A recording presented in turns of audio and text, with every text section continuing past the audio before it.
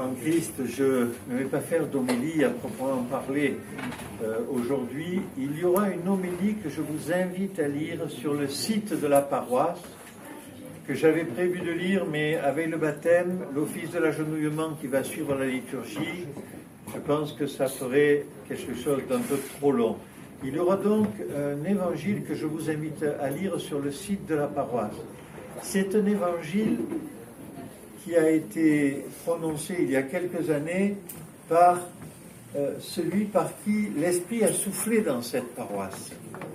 À l'époque, l'évêque auxiliaire, Monseigneur Stéphane de Naziance à l'époque, qui est devenu depuis Monseigneur le métropolite de l'église d'Estonie.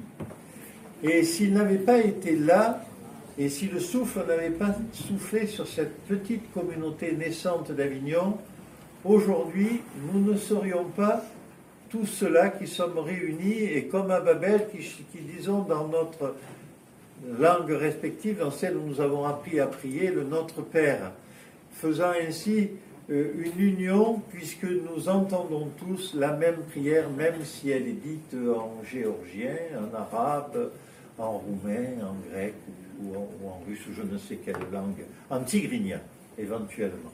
Voilà.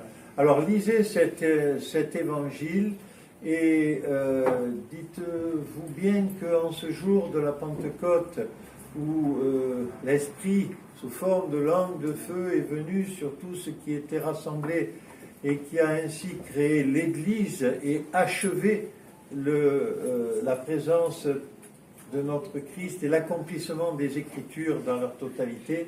Lisez cet évangile, vous verrez qu'il est extrêmement enrichissant, et pour l'instant nous continuons la divine liturgie.